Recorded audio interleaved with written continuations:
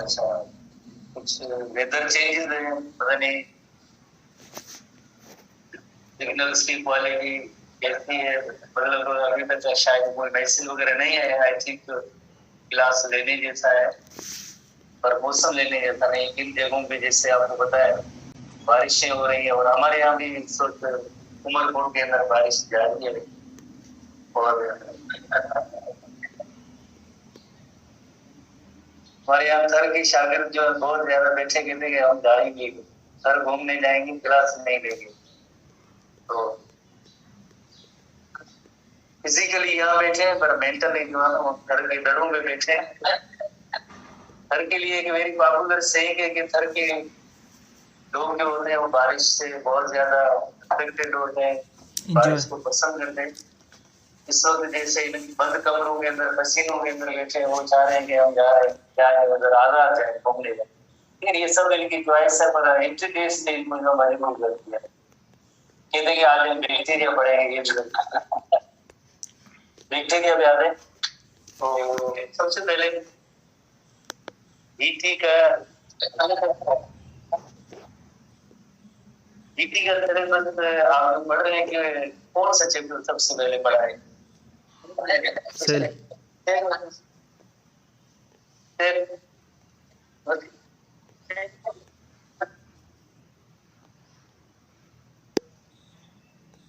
आप चाहें तो बायोलॉजी की रख देंगे, अगर मेरी चॉइस है।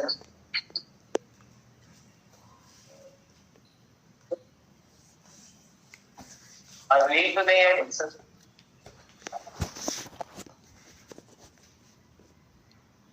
अच्छा, आज जो ग्रुप के अंदर बेसिक दे रहे हैं आइदर जो सेल होगा या स्टूडेंट कह रहे हैं कि बायोमॉलिक्यूल दोनों को रखें।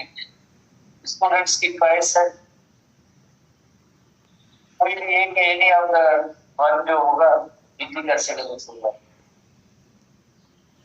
तो अब हम पीएमसी के सिलेबस की तरफ आते हैं। प्रोकैरियोट्स। अच्छा, इससे पहले कि हमारे यहाँ entry test half entry test वाले बैठे, एक दूसरा सप्लीमेंट्री सवाल उनका है, बिल्कुल दुरुस्त है कि हम किस बुक से तैयारी करें। आप लोग जो है फुल एंट्री वाले, जो आपका फुल एंट्री वाले एसटीबी बुक जो ओल्ड आपके हाथ में है वही, और हाफ एंट्री वाले यकीनन जो उनके पास एक न्यू एसटीबी बुक आया उसी में से उनकी टेस्ट होगी। सारे सवाल हर एक बुक रेस्पेक्टिव बुक से होंगे, ऐसे नहीं ये दोनों का कॉमन बुक नहीं है, थोड़ी सी डिफरेंसेस है तो उनके अकॉर्डिंगली होगा। अच्छा, अब हम आते हैं बैक्टीरिया सेक्शन पे। बैक्टीरिया के पीएमसी के सिलेबस में आप देखें cellular structure of bacteria. Bacteria unicellular है, सेल्यूलर है, उसकी शेप साइज। शेप जैसे आपको बताएंगे जैसे कोकाई है, बेसिलाई है, स्पाइरिला है, वाइब्रियो, ये शेप है। साइज जस्ट एक ही पॉइंट है, लेंथ एंड विड्थ है। Importance of bacteria. Importance of bacteria का मतलब होता है कि एक ऐसे बैक्टीरिया है जो हमारे लिए हार्मफुल भी है और एक ऐसे बैक्टीरिया जो हमारे लिए यूजफुल है। तो यूजफुल एस्पेक्ट ऑफ बैक्टीरिया कौन से, हार्मफुल एस्पेक्ट ऑफ बैक्टीरिया कौन से, उन तीनों को हम डिस्कस करेंगे। कंट्रोल ऑफ बैक्टीरिया, हमारे एसटीबी बुक पुरानी बुक के अंदर 7-8 पॉइंट्स मौजूद है कंट्रोल ऑफ बैक्टीरिया, हम उनको भी देखेंगे। इसी तरह से लर्निंग ऑब्जेक्ट के अंदर describe the cellular structure of bacteria, prokaryotic cell, explain the diversity in shape and size of bacteria. Shape पढ़ेंगे, highlighting the importance of bacteria and control of harmful bacteria. बस हार्मफुल बैक्टीरिया का control एक जैसे immunisation by vaccination है, antibiotics है, हम उनको थोड़ा सा डिस्कस करेंगे। ये सारे टॉपिक छोटे से टॉपिक है, आप तो एंट्री टेस्ट के स्टूडेंट हैं सारे, जैसे आप बहुत ज्यादा नॉलेजफुल है, आपको नॉलेज पहले कि बैक्टीरिया क्या है, करता है यूनिसेल्यूलर है। तो सबसे पहले हमें एक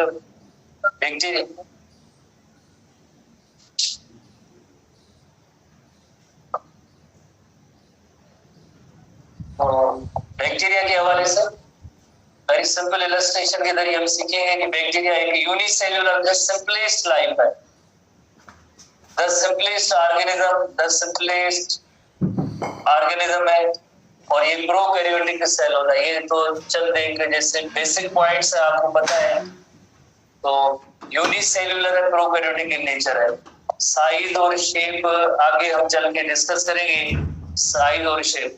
यू नो वेरी वेल कि प्रोकैरियोटिक और यूकैरियोटिक सेल के अंदर जो मेन डिफरेंस यही होता है, जैसे ये इनका जो जेनेटिक मटेरियल होता है वो न्यूक्लियोइड रीजन के अंदर है, न्यूक्लियोइड रीजन कहलाता है, ट्रू न्यूक्लियस नहीं है। और जो यूकैरियोटिक सेल होते हैं उनके अंदर आपको पता है कि they have true nucleus. True nucleus का मतलब होता है जिसके अंदर जो है न्यूक्लियर मेम्ब्रेन होती है, न्यूक्लियर मेम्ब्रेन बाउंड न्यूक्लियस है जिसके अंदर जो है जेनेटिक मटेरियल मौजूद होता है। इस तरह की लाइक न्यूक्लियस को हमने ट्रू न्यूक्लियस।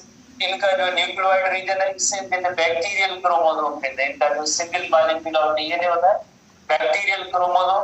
साइटोप्लाज्म और इनके इस क्रोमोसोम जेनेटिक मटेरियल में कोई भी डिफरेंस नहीं है। डिफरेंस का मतलब है एक ही एरिया के अंदर मौजूद है, पर यहाँ पे जैसे आप जेनेटिक मटेरियल को देखें और साइटोप्लाज्म को देखें एक दूसरे से अलग है, सेपरेट है। कैसे आर्ध बेसिल के भी दरमियान में जैसे न्यूक्लियर मेम्ब्रेन आ जाती है। तो न्यूक्लियर मेम्ब्रेन ही जैसे प्रो और यूकैरियोटिक सेल का एक मेजर और मेन डिफरेंस होता है। पहला डिफरेंस, मेन डिफरेंस इसकी बेसिस पे जैसे प्रोकैरियोटिक सेल और यूकैरियोटिक सेल ऑफ पेरियड। तो यूकैरियोटिक सेल जो हमने चैप्टर 4 के अंदर उसके कंपोनेंट्स वगैरह को डिस्कस कर लिया है। अब हम जैसे प्रोकैरियोटिक सेल बैक्टीरिया का एग्जांपल लेते हैं, बैक्टीरिया का एग्जांपल लेते हैं और उससे क्वेश्चन आएगा।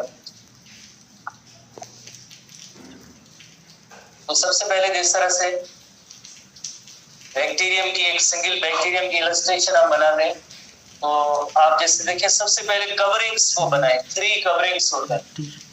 सबसे आउटर मोस्ट कवर जो होता है उसका नेम होता है कैप्सूल। कैप्सूल के नीचे दूसरी कवरिंग है उसे कहते हैं सेल वॉल कहते हैं। सेल वॉल के बाद देन जो कवरिंग है that is called cell membrane और प्लाज्मा मेम्ब्रेन। ये 3 जो है ना ये कवरिंग्स हैं। ये सेल मेम्ब्रेन हुई, कवरिंग पहले बनाए और उसके बाद उसके कंपोनेंट्स बनाए। नंबर 2 जो दैट इज सेल वॉल, और तीसरा जो कवर होता है कैप्सूल का।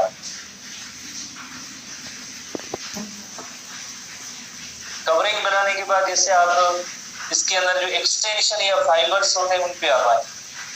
जैसे कुछ ऐसे बैक्टीरिया होते हैं जिनके अंदर जैसे एक लॉन्ग फाइबर और थ्रेड होता है जिससे हम कहते हैं फ्लैजिला कहते हैं। इनकी अरेंजमेंट भी डिफरेंट है, बट हम यहाँ भी जनरली एक फ्लैजिलम बनाते हैं। फ्लैजिलम कुछ ऐसे बैक्टीरिया होते हैं जिनके अंदर मेनली फ्लैजिला होते हैं, कुछ ऐसे होते हैं जिनके दोनों पोल से फ्लैजिला होते हैं। इंटायर सरफेस जो होते हैं वो अलग बात है। इनके अलावा एक और जैसे स्ट्रक्चर्स होती है जो वेरी इस फ्लैजिला से छोटी होती है, उन्हें हम कहते हैं पिलाई कहते हैं। पिलाई कहते हैं इन्हें कहते हैं पिलाई कहते हैं। ये तो पिलस PILUS सिंगुलर है, और इसका जो प्लूरल होगा PILI कहते हैं। क्लीन प्रोटीन का बना हुआ। उसके बाद आप आए साइटोप्लाज्म पे। मेम्ब्रेन और थ्रेड के बाद आप आए ये एरिया जो है साइटोप्लाज्म का है। साइटोप्लाज्म का है। इस साइटोप्लाज्म के अंदर क्या होता है you know very well. Cytoplasm के अंदर ओनली 1 ऑर्गेनेल है, एक ही ऑर्गेनेल है। जैसे आपने यूकैरियोटिक सेल के अंदर पढ़ा था साइटोप्लाज्म के 3 कंपोनेंट्स होते हैं। एक फ्लूइड पोर्शन होता है, दूसरे साइटोप्लाज्मिक ऑर्गेनेल होते हैं, और तीसरा कंपोनेंट होता है साइटोस्केलेटन। क्या इसमें साइटोस्केलेटन होंगे? नहीं होंगे। साइटोस्केलेटन नहीं होगा प्रोकैरियोटिक सेल के अंदर। तो इसी तरह से ये जो राइबोसोम्स है, एक राइबोसोम है, और इसी तरह से ग्लाइकोजन के पार्टिकल्स है। ग्लाइकोजन के पार्टिकल्स है। ग्लाइकोजन थोड़े से किन जगहों पे वैक्यूल्स भी बनते हैं, ग्लाइकोजन के पार्टिकल भी हैं। और एक extra ring of DNA, extra ring of DNA को कहते हैं प्लाज्मिड कहते हैं। Extra ring of DNA plasmid है, तादाद ज्यादा भी हो सकती है। प्लाज्मिड है, extra ring of DNA, extra ring of DNA plus double stranded DNA, extra ring of DNA और जेनेटिक मटेरियल।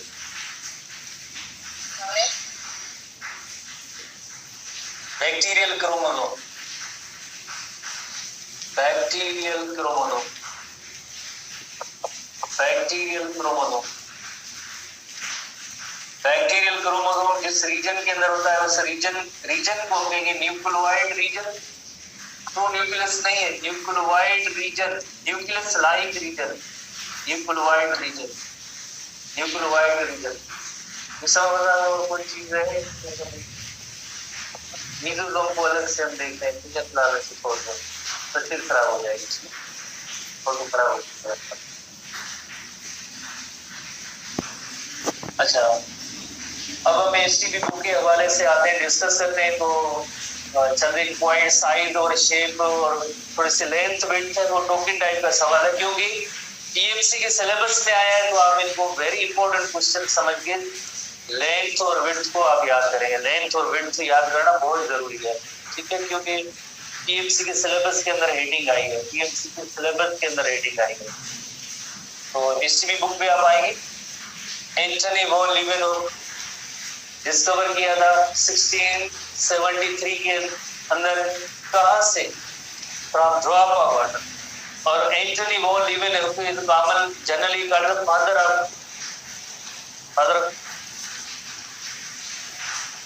बायोलॉजी, माइक्रोबायोलॉजी, क्योंकि ये कोई साइंटिस्ट नहीं था इतना बड़ा, बट ये क्या था कि इसके बाद माइक्रोस्कोप थी, और माइक्रोस्कोप के बाद वो काफी सारे इसने माइक्रो ऑर्गेनिजम्स को जैसे आइडेंटिफाई कर लिया, तो फिर उसकी इंटरेस्ट डेवलप हो गई। तो एंटनी वॉन लीवेनहोफ 1673, और जो फर्स्ट बैक्टीरिया जो इसने आइडेंटिफाई किए थे वो रॉड लाइक थे। फर्स्ट बैक्टीरिया जो आइडेंटिफाई किए थे वो रॉड लाइक बैक्टीरिया थे, वो रॉड लाइक बैक्टीरिया थे। फर्स्ट बैक्टीरिया, जो पहले बैक्टीरिया इसने आइडेंटिफाई किए थे। The first smallest and simplest living organism unicellular bacterium size, जो हमारे लाइक पीएमसी के सिलेबस के अंदर है। ब्रेथ की मीनिंग विड्थ है, डायमीटर लेंथ है 2 to 10 माइक्रोन्स और 0.22। तो इस तरह से आप यकीनन याद करेंगे, ये सवाल इम्पोर्टेंट है। और कुछ ऐसे बैक्टीरिया है जो कॉलोनी भी बनाते हैं, कॉलोनियल फॉर्म। ये कॉलोनी का मतलब होता है कि many bacteria they live together, होते हैं यूनिसेल्युलर है, पर एक कॉलोनियल फॉर्म में अरेंजमेंट में होते हैं, तो कॉलोनियल फॉर्म में भी होते हैं, कॉलोनियल बैक्टीरिया भी मौजूद होते हैं, कॉलोनी बनाते हैं।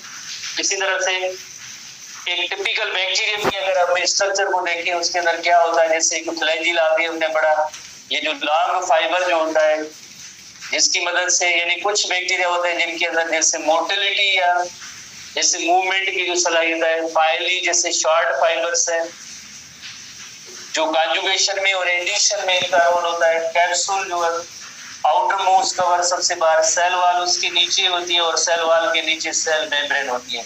ये 3 कवरिंग्स है, इनकी जो अरेंजमेंट इस तरह से होती है। सबसे आउटर मोस्ट कैप्सूल, कैप्सूल के नीचे सेल वाल, सेल वाल के नीचे सेल मेम्ब्रेन होती है। एक जनरल एक एरिया साइटोप्लाज्म का है, मीजोसोम्स, जिनको थोड़ी देर के बाद अलग से हम डिस्कस करेंगे। न्यूक्लियोइड रीजन है जिसके अंदर बैक्टीरियल क्रोमोसोम में एक extra ring of DNA, that is called plasmid. तो 1 by 1 इन कंपोनेंट्स को हम डिस्कस करेंगे। डायग्राम के अंदर एक और जैसे हेडिंग जैसे लेबलिंग मौजूद है, वोल्यूटिन ग्रेन्यूल।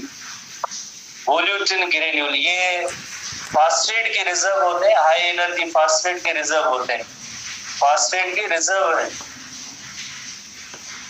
जैसे एनर्जी पॉइंट ऑफ व्यू से फास्फेट के रिजर्व होते हैं, जिन्हें कहते हैं वोल्यूटिन ग्रेन्यूल्स है। वोल्यूटिन ग्रेन्यूल्स एनर्जी के फास्फेट के रिजर्व होते हैं।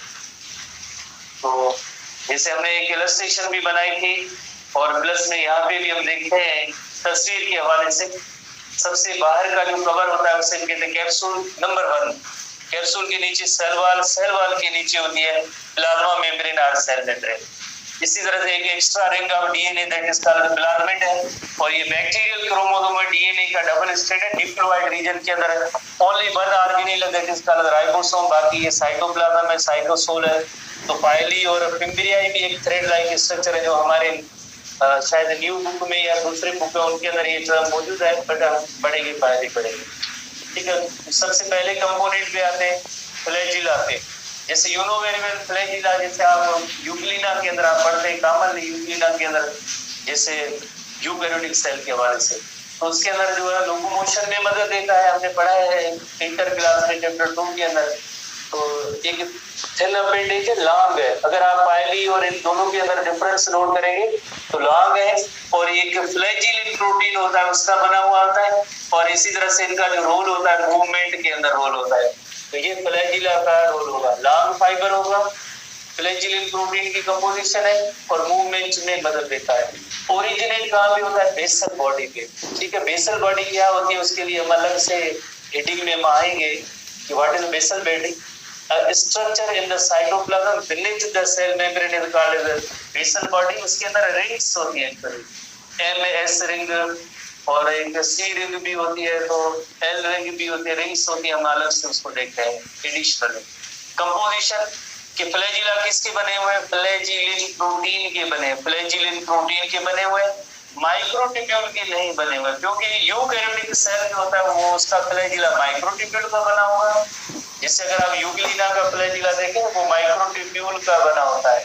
यूकैरियोटिक सेल के अंदर अगर फ्लैजिला है तो माइक्रोट्यूब्यूल का बना हुआ, बट प्रोकैरियोटिक बैक्टीरियम का फ्लैजिला इसकी कंपोजिशन फ्लैजिलिन प्रोटीन की है। Flagellin is a type of protein. Role या फंक्शन क्या? लोकोमोशन का या मोटिलिटी का। अब हम बेसल बॉडी टर्म को सीखेंगे कि what is a basal body. तो बेसल बॉडी क्या होता है? एक जैसे आप बैक्टीरिया के अंदर आप देखेंगे, किसी भी एक बैक्टीरियम के अंदर ये जो एक प्लेट लाइक एक स्ट्रक्चर होती है, इसका नेम होता है बेसल बॉडी। इसमें से जो आगे जो है फ्लैजिलम जो है जैसे अराइज होता है। तो बेसल बॉडी के अंदर जैसे फ्लैजिलर मोटर है, basal body of the bacterial flagellar motor is broadly composed of 4 structures. उसमें एक LP रिंग है, एक रॉड है, MS रिंग है और C रिंग है। इन सब की कॉम्बिनेशन। अब ये सब कहाँ भी मौजूद है? ये सब इस तरह से मौजूद है अरेंजमेंट में। एक सेंटर में रॉड आ गई, बाकी LPSC रिंग होती है, collectively this is called basal body. उसके बाद एक कर्व्ड पोर्शन होती है, उसे कहते हैं हुक कहते हैं। हुक के बाद ये फिलामेंट होता है और फिलामेंट के अंदर जो है फ्लैजिलिन प्रोटीन होते हैं। इस तरह की अरेंजमेंट होती है।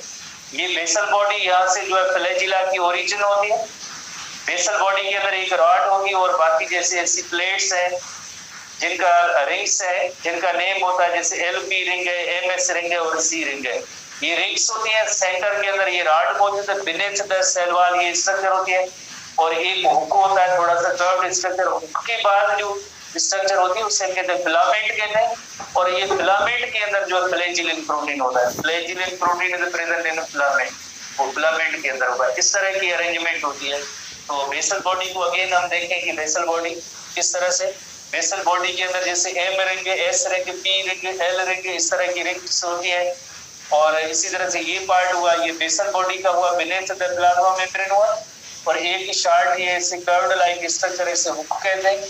और हुक के बाद तीसरा सेक्शन होता है जिसे कहते हैं फिलामेंट कहते हैं। इस फिलामेंट के अंदर जो ये प्रोटीन है, इन प्रोटीन का नेम होता है फ्लैजिलिन प्रोटीन। फ्लैजिलिन प्रोटीन ये जो फिलामेंट का सेक्शन होता है उसके अंदर मौजूद होते हैं, और यही आगे एक लॉन्ग थ्रेड और एक्सटेंशन बनाते हैं जिसे हम कहते हैं कि ये फिलामेंट जो फ्लैजिलिन प्रोटीन की बनी हुई है। एक कर्व्ड स्ट्रक्चर है दैट इज कॉल्ड हुक, और ये जो स्ट्रक्चर होती है इसे हम कहते हैं बेसल बॉडी कहते हैं। टोटल जो है बेसल बॉडी है, और बेसल बॉडी के अंदर जैसे सेंटर के अंदर एक रॉड है और रिंग्स है, collectively it is called basal body. This is collectively called as basal body. Hook के बाद filament, filament is chemically composed of flagellin protein. ठीक है, इस तरह से जो है एक फ्लैजिलम की अरेंजमेंट है। डिटेल नहीं है, बस हम आगे चलते हैं। उसके बाद पाइली है, प्लूरल पाइली, सिंगुलर पाइलस। तो एक हालो, हालो की मीनिंग होती है अंदर खाली होगा। हालो का मतलब होता है अंदर खाली होता है। फिलामेंटस थ्रेड जैसी स्ट्रक्चर है, अपेंडेज है, सिमिलर देन फ्लैजिला। जैसे आपको पता है फ्लैजिला की लॉन्ग एक्सटेंशन है, ये जो है उससे छोटा है। जैसे ये बैक्टीरियम है तो उसकी सरफेस पे ऐसे जो है थ्रेड लाइक ऐसी स्ट्रक्चर्स मौजूद होती हैं जिन्हें हम कहते हैं पाइली कहते हैं। और इनका रोल होता है कॉन्जुगेशन में, बैक्टीरियल कॉन्जुगेशन। दो बैक्टीरिया एक दूसरे के करीब आएंगे और देन जेनेटिक मटेरियल की एक्सचेंज करेंगे। Conjugation type of genetic recombination का एक टाइप है जिसमें बैक्टीरिया जेनेटिक मटेरियल की एक्सचेंज करते हैं। कुछ बुक्स में जैसे कहते हैं कि एडिशन की प्रॉपर्टीज भी इससे रिलेटेड है, किसी भी सरफेस के साथ अटैच होना, ये भी इन पाइली का रोल होता है। पर मेन रोल जो है कॉन्जुगेशन के अंदर है। हमारे बुक के अंदर कॉन्जुगेशन ही लिखा हुआ है। ठीक है, तो जैसे कॉन्जुगेशन का फिनोमेना किस तरह से होता है, you know very well. Phenomena इस तरह से होता है कि दो बैक्टीरिया एक दूसरे के करीब आएंगे, एक बैक्टीरियम दूसरा बैक्टीरियम, और ये जो पाइलम सेल्यूलर मौजूद है तो एक दूसरे के साथ जैसे अटैक करेंगे तो एक बैक्टीरियम का जेनेटिक मटेरियल दूसरे के अंदर जाएगा, फिर दूसरे का जेनेटिक मटेरियल न्यू डोनर जो होगा उसका भी मटेरियल जेनेटिक मटेरियल इस तरह से आएगा, और जेनेटिक मटेरियल की एक्सचेंज के अमल को हम कहते हैं कॉन्जुगेशन कहते हैं। प्रोसेस बुक में नहीं है, पर हम नेक्स्ट आते हैं। कॉन्जुगेशन फाइली से रिलेटेड आप नोट करेंगे, फंक्शन भी आप साथ साथ में नोट करेंगे। तो दोनों के अंदर डिफरेंस क्या हुआ, एक कंपोजिशन का भी फर्क हुआ। ये जो पाइलस है प्लेन प्रोटीन के बने हुए, प्लेन, और वो फ्लैजिलिन प्रोटीन के बने हुए, तो ये प्रोटीनियस स्ट्रक्चर, कंपोजिशन में भी फर्क है, फंक्शन में भी फर्क है, साइज में भी फर्क है। तो ये इस तरह से आप नोट करेंगे। उसके बाद जैसे अब हमारे जो कवरिंग्स है या लेयर्स है, उस सूरत में सबसे बाहर का कवर आपको पता है कैप्सूल है, प्रोटेक्टिव शील्ड है, बैक्टीरिया को प्रोटेक्ट करता है। किससे, जैसे अगर कोई फैगोसाइटोसिस ना कर जाए या इस तरह से कोई केमिकल का अटैक ना हो जाए, तो इस वजह से एक शील्ड है, कवरिंग है। जैसे कैप्सूल जो है कवर के लिए लफ्ज इस्तेमाल किया जाता है। जो मेडिसिन होती है ना, आपको पता है उसके अंदर भी जैसे कहते हैं डॉक्टर साहिबान ने कैप्सूल लिख के दिए, कैप्सूल की प्रिस्क्रिप्शन है। तो कैप्सूल नथिंग बट एक कवरिंग होता है, उसके अंदर मेडिसिन कोई और होती है, पाउडर या दाने वगैरह जो। तो इसी तरह से कैप्सूल एक प्रोटेक्टिव शील्ड है। किसका बना हुआ है, पॉलीसेकेराइड प्लस प्रोटीन। कंपोजिशन याद करेंगे, रोल क्या है, फंक्शन क्या है, प्रोटेक्ट्स फ्रॉम फैगोसाइटोसिस, ताकि इसको कोई डब्ल्यूबीसी ना खा ना जाए। तो उससे बचाने के लिए, अपने आप को बचाने के लिए ये जो है शील्ड मौजूद होती है। फैगोसाइटोसिस कौन कराएगा, हमारे डब्ल्यूबीसी कराएंगे, जाहिर है बैक्टीरिया को इनकल्प करने की कोशिश करेंगे, फैगोसाइटोसिस करने की कोशिश करेंगे। पर बाहर क्या होता है, बाहर जैसे एक प्रोटेक्टिव शील्ड पड़ी है, तो उससे बचने के लिए इसने ये डेवलप किया है। इसी तरह से कुछ बैक्टीरिया होते हैं जिनमें जनरली उन्हें हम कहते हैं स्लाइम कैप्सूल कहते हैं, helps in pathogenicity, disease causing. Pathogenicity, patho लफ्ज की मीनिंग होती है डिजीज, डिजीज करवाने में मदद देता है। जैसे आप स्टूडेंट्स ने चैप्टर 6 इंटर में पढ़ा होगा डीएनए की डिस्कवरी के हवाले से। जैसे एक बैक्टीरिया होते हैं आर टाइप, दूसरे होते हैं एस टाइप, याद है आपको, आर टाइप और S type. S type bacterium जो होता है, S stands for smooth, smooth क्यों, बिकॉज उसके अंदर ये कैप्सूल होता है। कैप्सूल होगा तो उसने एस टाइप ने, जैसे आपको पता है डिजीज करा दिया। एस टाइप वायरुलेंट होते हैं, you know very well. S type जो वायरुलेंट होते हैं या डिजीज काजिंग होते हैं। एस टाइप वायरुलेंट है, जिसे कहते हैं डिजीज काजिंग, जिसे कहते हैं डिजीज कॉजिंग। और आर टाइप जो है नॉन वायरुलेंट होते हैं, you know very well. R type R non virulent, ये नॉन वायरुलेंट होते हैं। एस टाइप जो होते हैं वायरुलेंट होते हैं। तो क्यों एस टाइप वायरुलेंट होते हैं, because of this saline capsule की वजह से वायरुलेंट होते हैं, डिजीज करवाते हैं। Pathogenicity, helps in pathogenicity. तो कैप्सूल की आप कंपोजिशन नोट करेंगे। कंपोजिशन के अंदर जैसे प्रोटीन प्लस पॉलीसेकेराइड होगा, डब्ल्यूबीसी इसको खाना जाए इस वजह से कैप्सूल होता है। और इसका रोल या फंक्शन क्या होगा, पैथोजेनेसिटी में इसका रोल या फंक्शन होता है। जैसे अभी हमने जैसे नोट भी किया था, डायग्राम भी जैसे हमने नोट की थी, सबसे बाहर का कवर जो होता है उसे हम कहते हैं कैप्सूल कहते हैं। बाहर का कवर होता है कैप्सूल। कैप्सूल के नीचे दूसरे नंबर पे जैसे सेल वॉल है, और तीसरे नंबर पे जैसे you know very well cell membrane होती है। तो साइटोप्लाज्म साइड पे सबसे पहला कवर जो है cell membrane, then cell wall, और उसके बाहर जो है वो कैप्सूल होता है। ठीक है, कैप्सूल पैथोजेनेसिटी में मदद करता है और बैक्टीरिया को इनगल्फ होने से बचाता है। अब हम आते हैं सेल वॉल पे।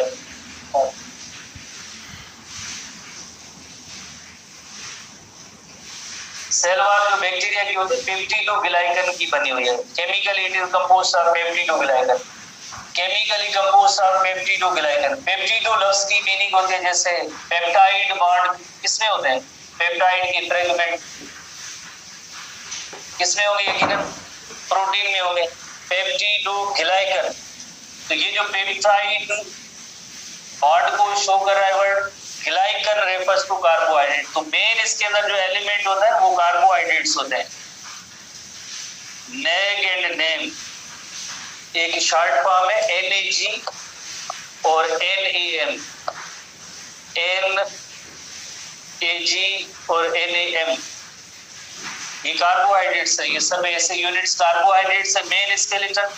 और इन दोनों को आपस में लिंक करने के लिए जो है प्रोटीन के शॉर्ट पेप्टाइड होते हैं, प्रोटीन के शॉर्ट पेप्टाइड होते हैं। इसी वजह से पेप्टिडोग्लाइकन, अलग से एक डायग्राम पे भी आएंगे, पेप्टिडोग्लाइकन, ये पेप्टिडो पार्ट है, पेप्टिडो पार्ट है, और ये जो पार्ट है ग्लाइकन पार्ट है, और ग्लाइकन का मतलब होता है कार्बोहाइड्रेट। तो ऐसे मॉलिक्यूल को हम कहते हैं पेप्टिडोग्लाइकन, दो कंपोनेंट्स जिसके अंदर peptido peptidoglycan, peptido refers to peptides, peptides nothing but short peptides are protein plus glycan refers to carbohydrate, ये इसकी कंपोजिशन होती है पेप्टिडोग्लाइकन। सेल वॉल आपको पता है कि प्लांट सेल वॉल सेल्यूलोज की बनी होती है, प्लांट सेल वॉल सेल्यूलोज की बनी होती है। इसी तरह से फंजाई की सेल वॉल जो है, फंजाई की सेल वॉल जो you know very well chitin की बनी होती है, पर जो बैक्टीरिया की सेल वॉल होती है वो पेप्टिडोग्लाइकन की बनी होती है, जिसके अंदर ऐसे लॉन्ग फाइबर जो होंगे वो कार्बोहाइड्रेट के होंगे, नेग नेम ऐसी यूनिट्स होंगे। इन दोनों को आपस में लिंक करना एक साइड चेन भी होती है, वो पेप्टाइड सेक्शन है, प्रोटीन सेक्शन है उसकी है। तो यानी पेप्टिडोग्लाइकन क्या है, combination of protein and polysaccharide, उसकी जो कॉम्बिनेशन होती है, नेग और नेम जो है पॉलीसेकेराइड है, नेग नेम आगे जो बेसिक यूनिट होते हैं आपस में मिलकर पॉलीसेकेराइड बनाते हैं। तो मेड ऑफ पेप्टिडोग्लाइकन, और इसके अंदर फर्दर दो कैटेगरीज है, आपको पता है कि ग्राम पॉजिटिव है और दूसरी है ग्राम नेगेटिव बैक्टीरिया। जो some bacteria called gram negative bacteria, उनके अंदर ये होता है कि एक एडिशनल लेयर ऑफ मेम्ब्रेन होता है जिसे कहते हैं लिपोपॉलीसेकेराइड। अब देखिए इन दोनों मेम्ब्रेन्स को डिस्टिंग्विश करें, ये जो ग्राम नेगेटिव जो बैक्टीरियम है, जैसे ये ग्राम नेगेटिव है, उसके अंदर एक एडिशनल लेयर होता है, ये एडिशनल लेयर है, एडिशनल लेयर उसके साथ ये लिपोपॉलीसेकेराइड होते हैं, लिपोपॉलीसेकेराइड होते हैं, एडिशनल लेयर के साथ लिपोपॉलीसेकेराइड होते हैं। इसी तरह से अगर आप देखें, ये जो आपको पता है 3 लेयर है अंदर की, तो सेल मेम्ब्रेन है, ये भी सेल मेम्ब्रेन है, उसके दरमियान जैसे सेल वॉल होती है, बाहर कैप्सूल होता है, तो ये सेल वॉल है, सेल वॉल का एक एडिशनल लेयर है लिपोपॉलीसेकेराइड, उसके साथ होता है एक एडिशनल लेयर है, वो किसके अंदर होगा, ग्राम नेगेटिव बैक्टीरिया के अंदर। ग्राम पॉजिटिव बैक्टीरिया होंगे उनके अंदर एक ऐसा सेल वॉल का लेयर नहीं होगा, ऐसा एडिशनल एक्स्ट्रा कवरिंग नहीं होगी। जो ग्राम नेगेटिव बैक्टीरिया होते हैं उनके अंदर जैसे एक एक्स्ट्रा कवर होगा, जैसे एक क्रिस्टियन ग्रेम उसने एक डाई और स्टेन जैसे आइडेंटिफाई किया था। तो आप देखिए डायग्राम में जैसे जो आपको पिंक नजर आएगी तो वो ग्राम नेगेटिव बैक्टीरिया होंगे, और जो पिंक और दूसरा कलर कौन सा होगा, पर्पल जो होगा, यकीनन वो ग्राम पॉजिटिव का होगा। तो इसी तरह से दूसरी जो पॉइंट है कि लाइक है इसके अंदर जो एक्स्ट्रा लेयर है उसका काम होता है, वेरी इंपॉर्टेंट काम होता है, एक्स्ट्रा लेयर जिसके अंदर होगा इनहिबिट्स अपटेक ऑफ एंटीबायोटिक। जैसे अगर कोई भी पर्सन अगर बीमार हो जाता है किसी रीजन की वजह से, बैक्टीरियल इन्फेक्शन की वजह से, तो जाहिर है एंटीबायोटिक्स तो देनी पड़ेगी।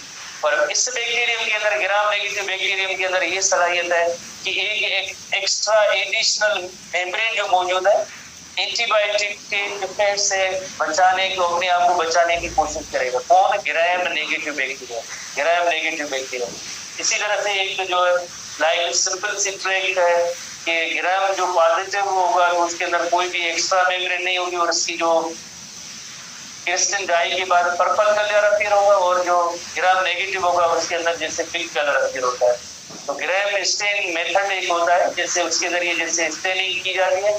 स्टेनिंग करने के बाद जैसे आपको पता है कि अगर bacteria are stain with Gram stain, तो ग्राम स्टेन नजर आएंगे, पर्पल नजर आएंगे, पर्पल नजर आएंगे जिसके अंदर कोई एक्स्ट्रा मेम्ब्रेन नहीं है, तो ये हो जाएंगे पॉजिटिव हो जाएंगे, पॉजिटिव हो जाएंगे purple. They absorb stain and appear जो है पर्पल कलर की जो इनकी आउटर मेम्ब्रेन नजर आएगी, तो ये पॉजिटिव हो गए।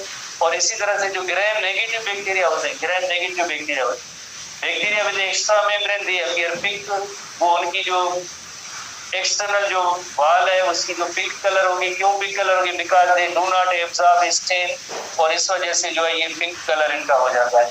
तो इस तरह से जो है ग्राम पॉजिटिव बैक्टीरिया और ग्राम नेगेटिव बैक्टीरिया होते हैं। बाकी जैसे सेल मेम्ब्रेन, सेल वॉल की जो कंपोजिशन है वो पेप्टिडोग्लाइकन, सेल वॉल की जो कंपोजिशन है वो पेप्टिडोग्लाइकन है। नेग नेम के मानते हैं कि नेग और नेम किस तरह से होते हैं। जैसे आप देखें नेग नेम, जैसे ये जो यूनिट्स है ये कार्बोहाइड्रेट के नेग और नेम, ठीक है, नेग और NAM. N acetyl glucosamine NAG NEM, N acetyl muramic acid, NAM short कहेंगे। तो इसके अंदर जो ये कार्बोहाइड्रेट की यूनिट है, नेग नेम, इस तरह से नेग नेम शॉर्ट फॉर्म है, नेग और नेम। और इनको आपस में लिंक कौन करता है, जैसे आप देख रहे हैं कि शार्ट पेप्टाइड्स है, एक दूसरे के अंदर इनको लिंक कर रहे हैं, ठीक है। जैसे ये नेग और नेम, इस तरह से नेग, और ये जो पेप्टाइड्स है शार्ट पेप्टाइड है एक दूसरे के दरमियान। जैसे जो मेन फ्रेमवर्क है वो कार्बोहाइड्रेट का, जिसके अंदर नेग और नेम इस तरह की यूनिट्स है। इनको आपस में लिंक करने के लिए, जैसे आपको पता है शार्ट पेप्टाइड है, फ्यू अमीनो एसिड के होते हैं, इतनी बड़ी लेंथ भी नहीं होती है। इसी वजह से बैक्टीरियल सेल मेम्ब्रेन को कहते हैं कि ये पेप्टिडोग्लाइकन इन नेचर है। तो पेप्टिडो पार्ट किसको शो करते हैं, ये पेप्टिडो पार्ट जो है ना प्रोटीन की छोटी फ्रेगमेंट्स है, इनको ग्लाइकन पार्ट किसको, जो मेन फ्रेमवर्क है कार्बोहाइड्रेट का, जिसमें नेग और नेम, N-एसिटाइल ग्लूकोसेमाइन, N-एसिटाइल म्यूरिक एसिड, NAM। तो ये इस तरह से जो कार्बोहाइड्रेट के मेन स्केलेटन और इनको आपस में क्रॉस लिंक करने का जो काम होता है वो प्रोटीन के छोटे फ्रेगमेंट्स होती है, जिन्हें हम कहते हैं peptidoglycan. Peptido refers to peptide bond, glycan refers to carbohydrate. तो जो एसटीपी बुक की जो पॉइंट्स है, तो एसटीपी बुक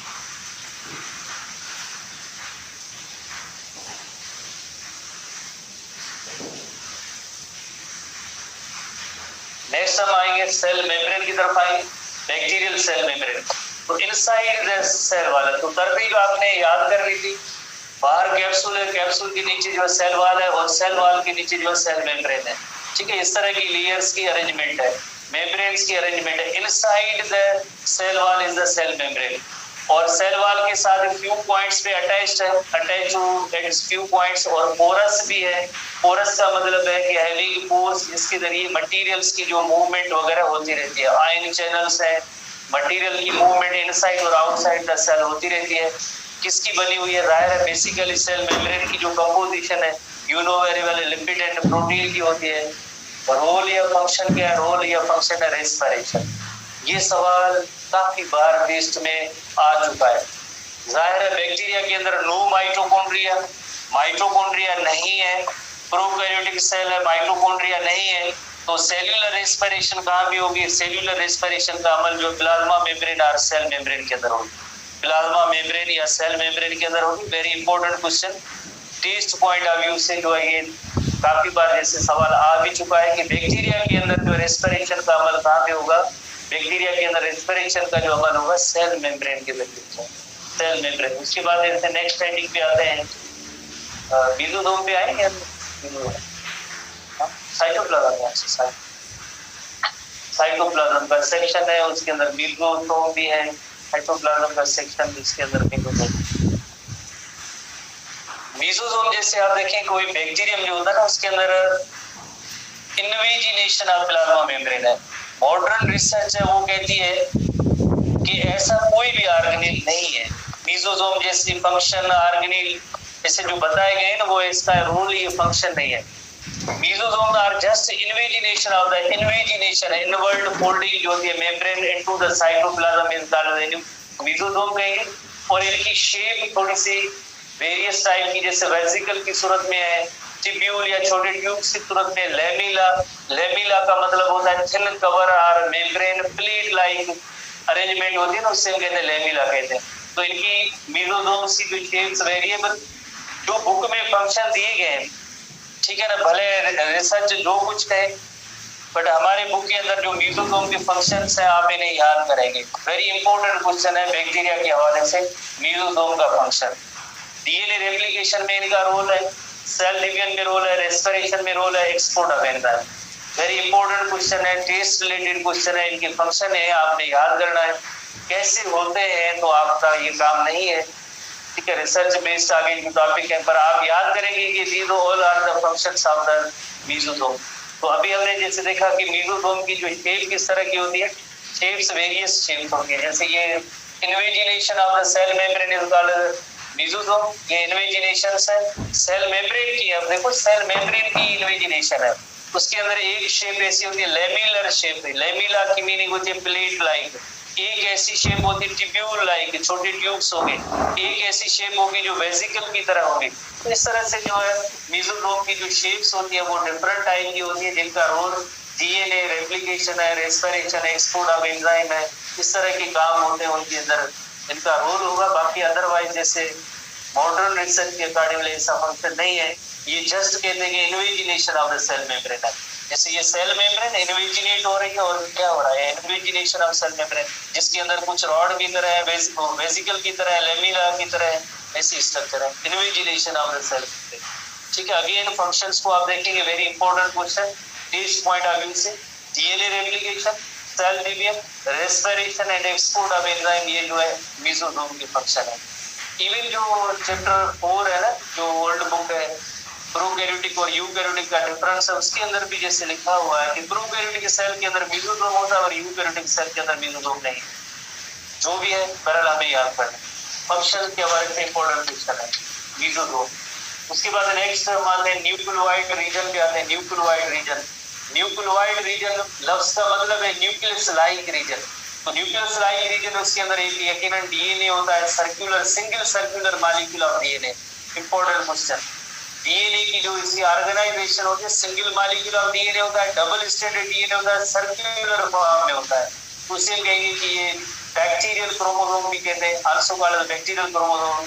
फर्क क्या होता है कि जैसे यूकैरियोटिक और प्रोकैरियोटिक के हवाले से, यूकैरियोटिक जो सेल होता है आपको बताया उसका 2 न्यूक्लियस होता है, न्यूक्लियोलस होता है, और न्यूक्लियोलस के अलावा न्यूक्लियोप्लाज्म भी होता है। ये दोनों चीजें इस बैक्टीरियम में नहीं है।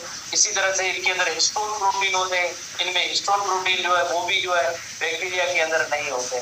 तो ये चलते कि थोड़ी सी डिफरेंस है। They are aggregated in a shape called chromatin body और बैक्टीरियल क्रोमोसोम।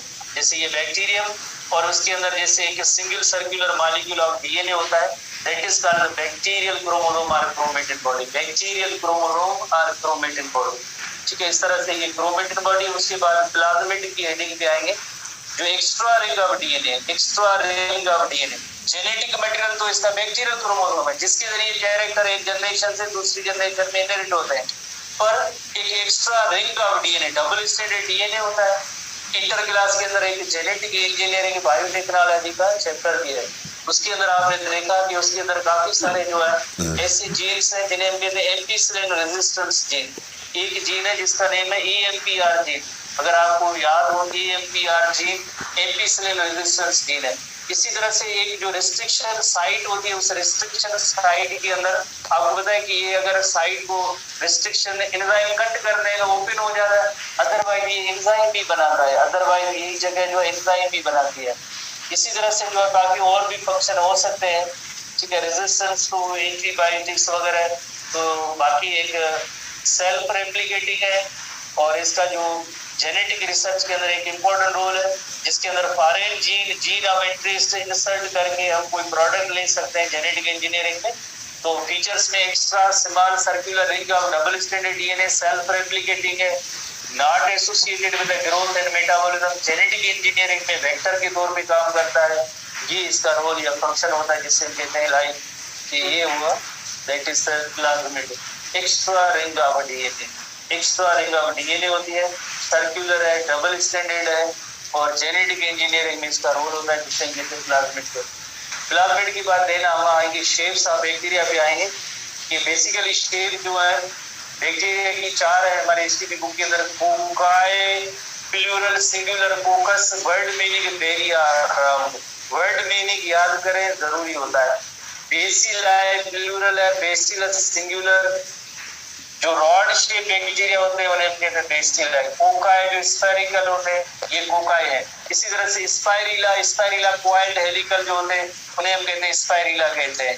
इसी तरह से वाइब्रियो, वाइब्रियो जो स्लाइटली कर्व्ड होते हैं, उनकी अपीयरेंस जो है स्लाइटली कर्व्ड होती है, slightly curved, not deeply curved, slightly they are curved. तो इस वजह से हम उसे कहते हैं कि ये जो वाइब्रियो और कॉमा शेल स्ट्रक्चर इनकी होती है। तो ये 4 किस्में हर एक टाइप के नेक्स्ट आते हैं।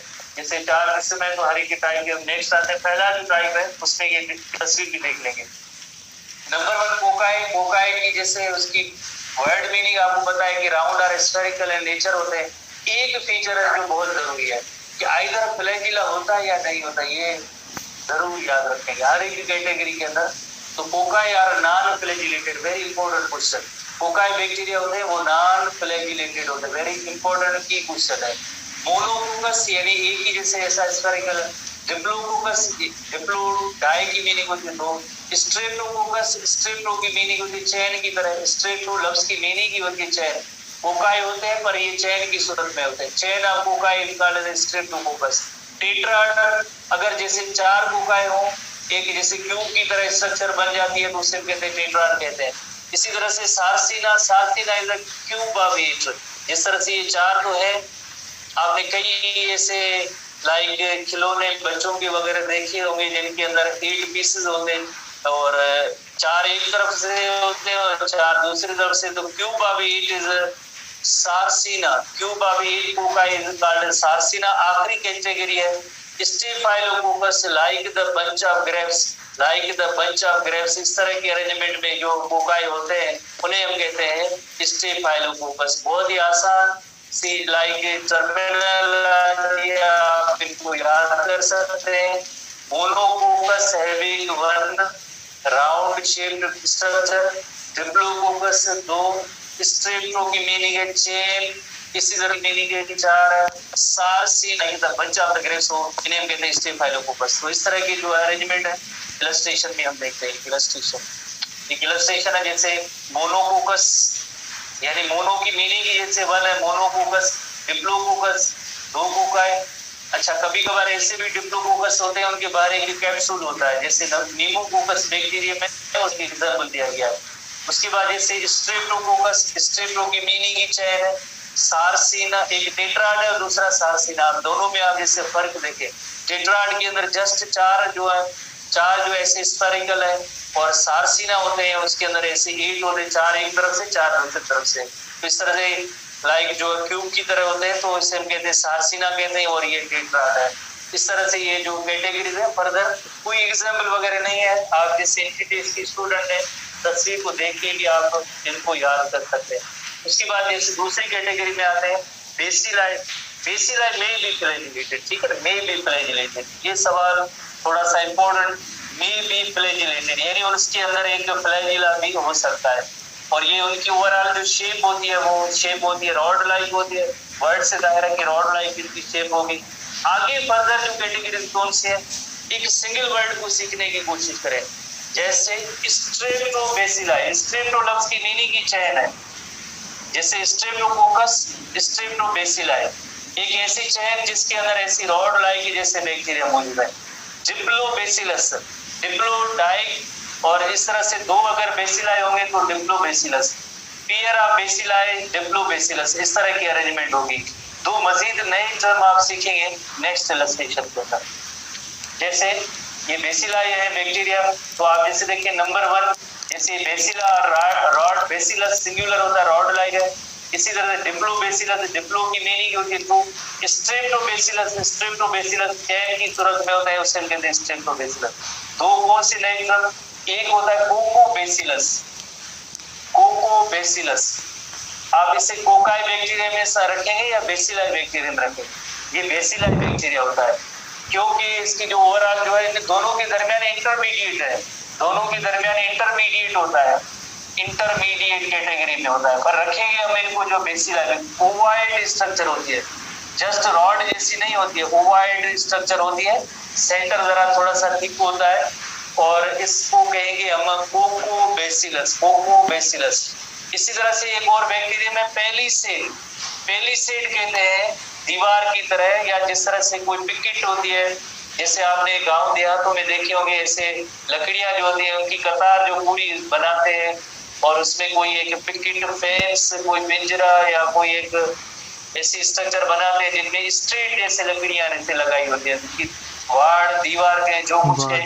तो पेलिसेड की अरेंजमेंट भी इसी तरह से होगी, पेलिसेड की अरेंजमेंट। पेलिसेड भी जैसे अगर आप बेसिलाई कैटेगरी में आते हैं, पेलिसेड की category, palisade they are included in bacilli category, ये बेसिलाई में होते हैं। ठीक है, उसके बाद जैसे नेक्स्ट कैटेगरी में आते हैं स्पाइरिला। स्पाइरल वर्ड से जाहिर है कॉइल्ड है, हेलिकल है, स्पाइरल है और फ्लैजिलेटेड भी होते हैं।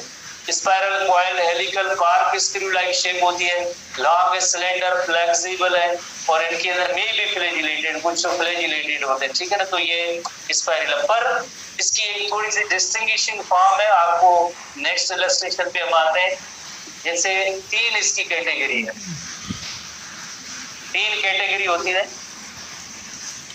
जैसे एक नंबर 1 कैटेगरी वाइब्रियो या गामा होती है, इसके अंदर स्लाइटली कर्व्ड होगी। जैसे देखिए इस पे आप देखिए कर्व तो मौजूद है पर दे आर स्लाइटली कर्व्ड, और फ्लैजिला भी मौजूद है स्लाइटली कर्व्ड, हल्की एक कर्व होगी, gamma like slightly curved. Vibrio होंगे तो उन्हें हम कहेंगे स्लाइटली कर्व्ड वाले बैक्टीरिया। और इसी तरह से स्पाइरिला या स्पाइरिलम जो है उनके अंदर डीपली कर्व्ड होगी, जैसे डीपली कर्व्ड, देखिए कितनी बड़ी कर्व है, डीपली कर्व्ड होगी।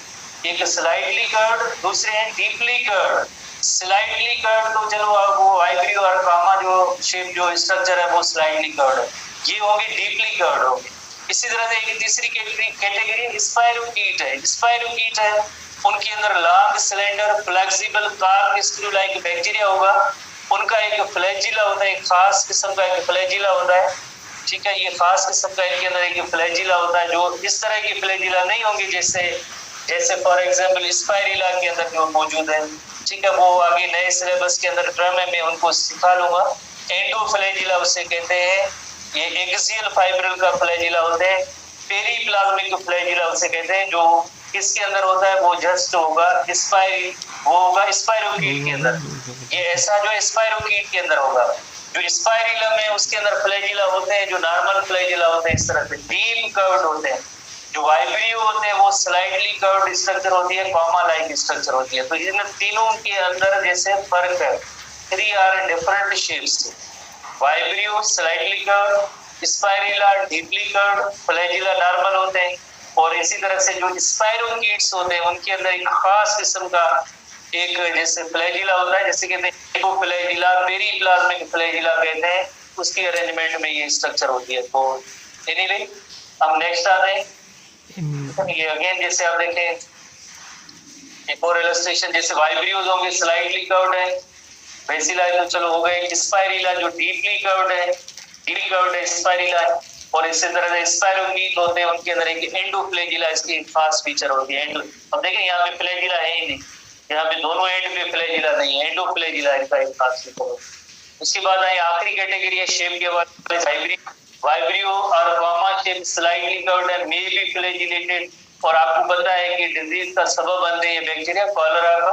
वाइब्रियो कॉलराई बैक्टीरियम का नेम है, vibrio cholerae is the name of bacterium, जो कॉलरा डिजीज का जो है सबब बनता है, वाइब्रियो कॉलराई, ठीक है। Vibrio cholerae is the name of bacteria, name of bacteria, ठीक है। उसके बाद नेक्स्ट हम हेडिंग में आते हैं कंट्रोल ऑफ बैक्टीरिया, कि बैक्टीरिया को कैसे कंट्रोल किया जाता है। एसटीबी बुक पे आप आएंगे, एसटीबी बुक जिनमें अगर नहीं है तो आप बेचे बस सुने, अदरवाइज जैसे जिनमें बुक्स में है तो उनको देखें। कंट्रोल ऑफ बैक्टीरिया, अगर किसी पर्सन को बैक्टीरियल इन्फेक्शन होता है, अगर कोई बैक्टीरियल डिजीज होती है, बैक्टीरियल इन्फेक्शन जाहिर है ह्यूमन बीइंग को नुकसान देता है, तो अगर किसी पर्सन को बैक्टीरियल इन्फेक्शन होता है या डिजीज होती है तो पहला लाइक हम काम क्या करेंगे, पहला काम ये करेंगे कि उसे इन्फेक्टेड पर्सन का इलाज कराएंगे, डॉक्टर साहिबान की बात लेके जाएंगे, मेडिसिन यूज करेंगे, एंटीबायोटिक्स यूज करेंगे, और ताकि वो बैक्टीरियल डिजीज किसी दूसरे पर्सन में ना जाए। जैसे ट्यूबरक्लोसिस या टीबी का आप एग्जाम्पल दें, अगर एक पर्सन को होती है तो आपको पता है दूसरे पर्सन में मल्टीप्लाई हो सकती है, तो जाहिर है अब हम कहेंगे यार ये इसका तो इलाज होना चाहिए, नंबर 1। नंबर 2 प्रोफाइलेक्टिक ट्रीटमेंट होनी चाहिए। बैक्टीरियल डिजीज को कंट्रोल करने के लिए प्रोफाइलेक्टिक ट्रीटमेंट, इसका मतलब है वैक्सीन करवाई जाए, एहतियातन क्यूरेटिव इन नेचर होती है, प्रोटेक्टिव इन नेचर। ये इलाज का जो तरीका होता है क्यूरेटिव इन नेचर है, प्रोटेक्टिव इन नेचर है। एडवांस में जैसे आप कहेंगे इलाज का एक तरीका है, किसी को टीबी नहीं हुई पर उससे पहले बचने के लिए टीबी की वैक्सीन जो लेते हैं, तो that is called protective in nature, curative in nature, prophylactic treatment, ऐसी ट्रीटमेंट को कहते हैं। Number 3 disruption of the life cycle of pathogen, तो कोशिश करेंगे ऐसी मेडिसिन ड्रग या ट्रिक्स लें जिसके अंदर जो लाइफ साइकिल है पैथोजन का कंप्लीट ना हो। अगर लाइफ साइकिल कंप्लीट होता है तो जाहिर है आपको पता है कि न्यू जो बैक्टीरिया बनते हैं, कई नए बैक्टीरिया बनते हैं, मल्टीप्लाई होते हैं, तादाद ज्यादा हो जाती है, तो फिर वो बॉडी के अंदर भी नुकसान दे सकते हैं और आगे जाके दूसरे पर्सन को भी नुकसान दे सकते हैं। इस वजह से लाइफ साइकिल को जो है बिल्कुल जो है डिस्टर्ब किया जाए किसी भी स्टेज पे, ताकि वो अपनी लाइफ साइकिल को कंप्लीट ना कर सके। क्वारंटाइन किया जाए, जिससे कोविड के अंदर करंटीन, पता नहीं कैसा लफ्ज है, ये सही लफ्ज है क्वारंटाइन। क्वारंटाइन की मीनिंग जैसे आप सब जानते हैं, अगर किसी को कोविड हो रहा था तो आपको पता है उसको एक अलग कमरा दे दिया, वार्ड अस्पतालों में अलग बनाए दिए जाते हैं, खाने के बर्तन जैसे अलग किए जाते हैं और उनसे मिलना जुलना कम होता है, आइसोलेट करते हैं, तो उससे कहते हैं क्वारंटाइन कहते हैं। उसका मकसद ये होता है कोई नफरत नहीं, पर ये बैक्टीरियल डिजीज है कोई दूसरे पर्सन में ना फैल जाए। इस वजह से बड़ी हॉस्पिटल्स में जब ऐसे इन्फेक्शन वगैरह होते हैं तो ऐसे वार्ड जो है क्रिएट किए जाते हैं और उनके अंदर अलग ही किस्म के जैसे वो मरीज वगैरह रखते हैं। Quarantine, identification and control of the reservoir host. Bacteria आ कहाँ से रहे हैं, जैसे आप कोविड डिजीज के अंदर आपने देखा कि भाई ये जो कोविड का वायरस इसका सोर्स क्या है, तो वो तो बेड्स तक पहुंच गए थे कि बेड्स है। तो इसी तरह से जो हमारे यहाँ गंद कीचड़ा ये ढेर लगे हुए ये सारे सोर्सेज हैं बैक्टीरिया के, तो इस सोर्सेज को खत्म करेंगे तो या मक्खियां है, हाउसफ्लाई है, ये बैक्टीरिया के सोर्सेज है, हम इनको खत्म करेंगे तो बैक्टीरियल डिजीज जो है वो ऑटोमेटिकली हम कंट्रोल करें। पहली बात identification and control of reservoir host, कि भाई ये बैक्टीरिया है कहाँ, इनका ओरिजिनल रिजर्वायर क्या है, होस्ट क्या है। जैसे आप डॉक्टर बनेंगे ना, फिर कहेंगे आपके पास जो मरीज आएगा फिर कहेंगे आप किससे लाएंगे, इससे ताल्लुक रखते हैं। बिकॉज डॉक्टर साहिबान को पता होता है कि सेम टाइप की मरीज जो है वो आ रहे हैं, धड़ाधड़ आ रहे हैं, एक ही दिन में इतने ज्यादा मरीज आए, तो पूछेगा आप कहाँ से ताल्लुक रखते हैं, कहाँ से ताल्लुक रखते हैं। इसका मतलब है कोई आपका कोई इंट्रो नहीं ले रहे, इसका मतलब ये होता है कि भाई ये क्या रीजन है जिसकी वजह से एक ही इलाके के जो है वो एक सेम टाइप की डिजीज के लोग आ रहे हैं। तो एक जो थोड़ा सा उनका अपना एक एनालिसिस होता है, फिर देखा जाता है कि अगर उस जगह पे ऐसी क्या खास बात है जिसकी वजह से सेम टाइप के मरीज हुआ रहे हैं। ठीक है, अगर वाकई विल होती है तो जाहिर है कि बी टीम होगी, उधर भेजेंगे और इलाकों के अंदर जाए देखें कि ये मरीज एक किस्म के आ रहे हैं, इसमें क्या है ऐसी खास बात। गंद का ढेर है तो उसको निकालें, बीमारी कम हो जाए। हेल्थ अवेयरनेस ये जरूरी होती है। जैसे कल आपने एक हेल्थ अवेयरनेस आप नोट 1 2 3 ऐसे करके नहीं गिनेंगे, तो ये हेल्थ अवेयरनेस है। पहले अवेयरनेस ही नहीं थी, बिकॉज पहले तो करेंसी थी, हम करेंसी गिन रहे हैं, 2 नोट साथ ना हो जाए, ज्यादा ना हो जाए। अब हेल्थ अवेयरनेस जैसे जो आजकल तो जो मोबाइल का दौर है, सोशल मीडिया का दौर है, कोई भी डिजीज आती है तो उसकी सब कुछ जो है लाइक आपके मोबाइल में आ जाता है कि भाई ये डिजीज है, इस तरह से फैलती है, कंट्रोल कैसे किया जाए, डिजीज से हम बच कैसे सकते हैं, तो इसे हेल्थ अवेयरनेस। वरना जैसे बजट खत्म करनी होती है डॉक्टरों की तो बड़े सेमिनार, पोस्टर, रैली ये सब निकालना, अखबारों के अंदर इश्तिहार देना, टीवी के अंदर इश्तिहार देना, ये सब हेल्थ अवेयरनेस होती है। इस तरह से डिजीज को जो है कंट्रोल किया जाए ताकि लोगों तक उस डिजीज के फिनोमेना के बारे में, मैकेनिज्म के बारे में पता चले, तो खुद ही लोग अवेयर हो जाएं और डिजीज को कंट्रोल करने में मदद दें। सर्विलेंस सिस्टम एक रखा जाए। सर्विलेंस सिस्टम का मतलब ये होता है, बड़ी हॉस्पिटल्स होते हैं, जब भी कोई ऐसी डिजीज आउटब्रेक होती है, बीमारी होती है, तो एक लाइक रजिस्टर रखते हैं, एक डेस्क बनाते हैं, एक वार्ड स्पेशल बनाते हैं, जिसमें वो देखते हैं कि भाई आज इस फिला मर्ज के कितने पेशेंट इधर आए, कितने मरीज ठीक होके घर वापस गए, दोबारा से डेली बेसिस पे कितने नए आ रहे हैं। आपने नहीं देखा कि कोविड के दौरान मैसेज आता था शाम के वक्त, फिलहाल जिले के अंदर हेडक्वार्टर से ये मैसेज आया, इस जिले के अंदर इतने मरीज, इस जिले के अंदर इतने मरीज ठीक होके घर चले गए, इतने नए आए, इतने लोगों की डेथ हो गई। तो ऐसी फैक्ट्स एंड फिगर जब होगी तो हम किसी भी एक इन्फेक्शियस डिजीज को कंट्रोल कर सकते हैं। जैसे हम कहेंगे ये डेटा आप नहीं रखेंगे तो हम लोग कह रहे हैं हम तो बीमारी का इलाज कर रहे हैं। भाई क्या इलाज कर रहे हैं, लोग तो मर रहे हैं या लोग और ज्यादा नए मरीज आ रहे हैं, आप क्या कर रहे हैं। तो फैक्ट्स एंड फिगर होनी चाहिए, सर्विलेंस सिस्टम एक होना चाहिए, किलिंग ऑफ बैक्टीरिया होनी चाहिए। किलिंग ऑफ बैक्टीरिया कैसे की जाती है, स्टरलाइजेशन के जरिए या हाई टेम्परेचर पे, खासतौर पे जो सर्जिकल इंस्ट्रूमेंट्स होते हैं जिनके जरिए सर्जरी करते हैं तो उनकी स्टरलाइजेशन का होना जरूरी है। एंटीसेप्टिक, एंटीबॉडी, ये कीमोथेरेपी की हेडिंग में केमिकल्स होते हैं, जैसे एंटीसेप्टिक साबुन वगैरह होते हैं ना, उसके ऊपर डब्बी भी लिखा होता है एंटीसेप्टिक इन नेचर है। तो एंटीबॉडी भी इंट्रोड्यूस कभी कभार कराए जाते हैं ताकि बैक्टीरिया की जो किलिंग हो सके। ये सब स्ट्रेटेजीज होती है, ये सब तरीके होते हैं बैक्टीरिया को कंट्रोल करने के, क्योंकि हमारी जो हेडिंग ही है, हमारी हेडिंग है control of bacteria, how to control the bacteria.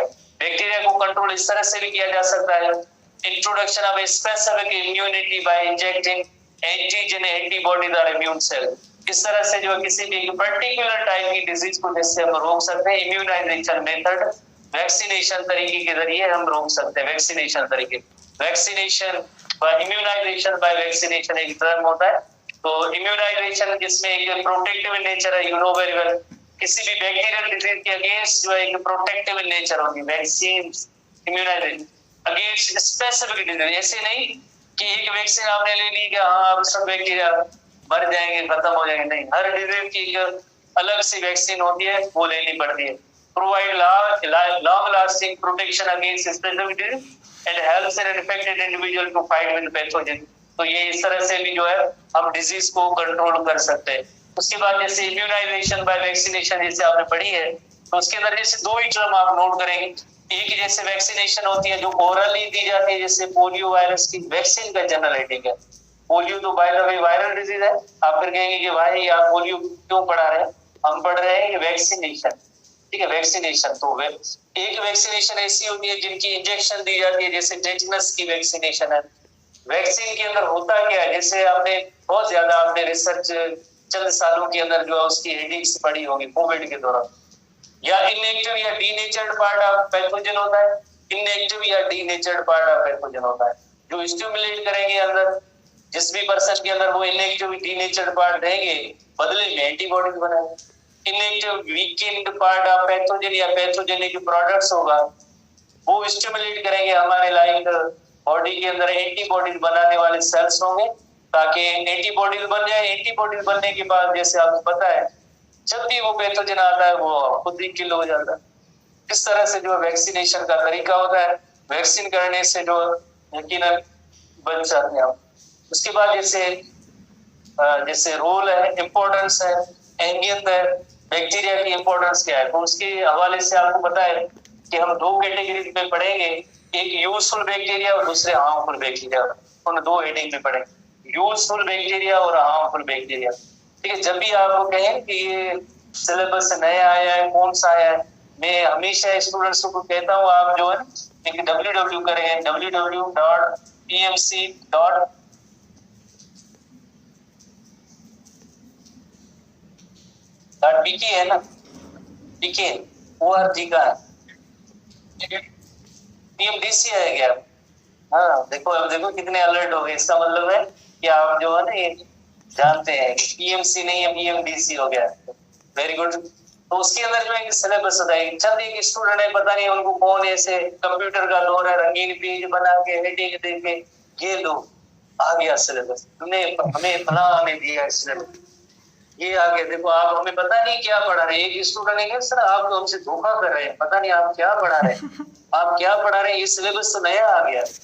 उसमें इतनी जरूरत नहीं है कि जो वेबसाइट है ऑफिशियल उसमें जाके देखेंगे पीएमसी का सिलेबस कौन सा है, और इल्जाम हम भी लगा रहे हैं आप हमसे धोखा कर रहे हैं। ठीक है ना, ऐसे स्टूडेंट भी है, हम धोखा कर रहे हैं। यही वेबसाइट होती है, इसमें जो कुछ चेंज आती है सिलेबस से हर तरह से, जो वहीं से आप देखा करें और वहीं पे जो सिलेबस आता है। तो सिलेबस के हवाले से जैसे अभी हम बात कर रहे हैं, तो जैसे इंपॉर्टेंस ऑफ बैक्टीरिया है, तो इंपॉर्टेंस ऑफ बैक्टीरिया में सबसे पहले यूजफुल एस्पेक्ट हम पढ़ेंगे। यूजफुल एस्पेक्ट के हवाले से नंबर 1 जो हेडिंग है डीकंपोजर्स की है। डीकंपोजर जैसे आपको पता है कि हमने कई बार जैसे रेगुलर क्लासेस में पढ़ा है, डीकंपोजर बैक्टीरिया होते हैं ना, उनका एक इंपॉर्टेंट रोल होता है पूरी इकोसिस्टम के हवाले से। The ultimate source of energy sunlight होता है ना, the ultimate source of energy is sunlight, the ultimate source of energy is sunlight, और सनलाइट को ट्रैप करने वाले you know very well green plants होते हैं, ऑटोट्रॉफ्स होते हैं, और फोटोसिंथेसिस के जरिए अपना फूड मैन्युफैक्चर करते हैं। फोटोसिंथेसिस प्रोसेस के जरिए अपना फूड मैन्युफैक्चर करते हैं, और जब ये फूड मैन्युफैक्चर करते हैं तो देन इनको खाने वाले जो हर्बीवोर्स होते हैं, देन हर्बीवोर्स को जो है कार्निवोर्स खाते हैं, हर्बीवोर्स को देन कार्निवोर्स खाते हैं। इसी तरह से एक टाइम के बाद जैसे यू नो वेरी वेल कि इनकी डेथ हो जाती है। ग्रीन प्लांट्स की भी डेथ हो सकती है, हर्बीवोर्स की भी डेथ हो सकती है, कार्निवोर्स की भी डेथ हो सकती है।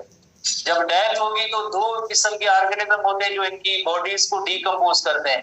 एक होते हैं बैक्टीरिया होते हैं और दूसरे होते हैं फंजाई होते हैं। बैक्टीरिया भी बॉडीज को डीकम्पोज करते हैं, प्लस में फंजाई भी इनकी डेड बॉडीज को डीकम्पोज करते हैं। जो मर जाते हैं ये एनिमल, इनकी बॉडी को डीकम्पोज करते हैं, तोड़ते हैं, डीकम्पोज करते हैं, तोड़ते हैं। डीकम्पोज करने के बाद कन्वर्ट हो जाएंगे, बिकॉज जिसके बने हुए उसी में के अंदर, जैसे सिंपल के अंदर कन्वर्ट हो जाएंगे। और यही चीजें वापस सॉइल से, जमीन से ग्रीन प्लांट से को यूज करेंगे। और इसी तरह से मटेरियल्स की cycling as well as energy flow, दोनों का जो काम हुआ उसके अंदर वेरी इंपॉर्टेंट कंपोनेंट है बैक्टीरिया। तो जिस सॉइल के अंदर ऐसे बैक्टीरिया ज्यादा होंगे वो सॉइल जो है फर्टाइल सॉइल होगा।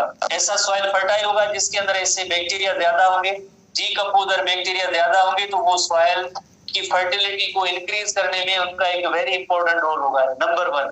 नंबर 2, जिस तरह से flow of energy in ecosystem,